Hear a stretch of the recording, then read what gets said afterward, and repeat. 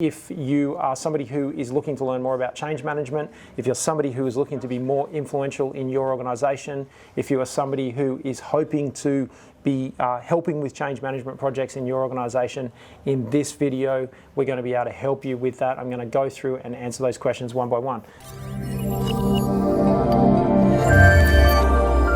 The question is, what is the best change management model?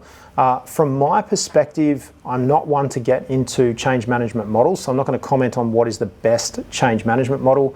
I think that it's important to, rather than go deep on technical tools and things that you can use to do change management, I live by an acronym, I call it DMAIC, which is define, measure, analyze, improve, control. So define, measure, analyze, improve, control. So it's the improvement piece where people get very bogged down in, a technical model for change management.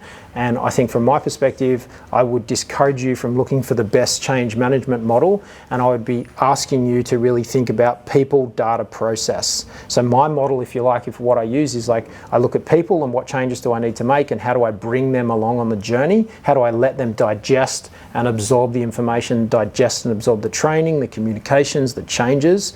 How do we have process improvements?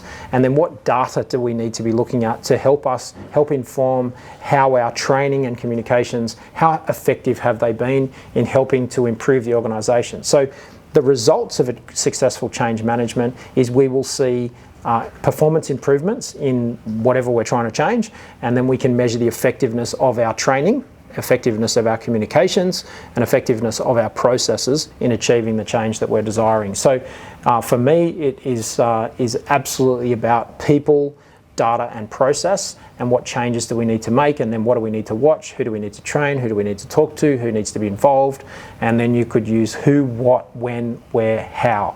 So the why is we need to make a change, and we've identified some targets and objectives. Then we can start talking about who needs to do it, who's involved, what do they need to do, when do they need to do it, how do they do it, and that's part of your people, data, process model. And then I use the acronym define, measure, analyze, improve, control, or DMAIC if you like. It's a Six Sigma term, but I try to stay away from change management models if you like. I try to focus on just the people that I'm working with and just using some empathy to work with those people to achieve those objectives we're looking for. So I'm a little bit sort of more casual and flexible around that rather than sticking to a very robust change management model. So that's my version of the best change management model.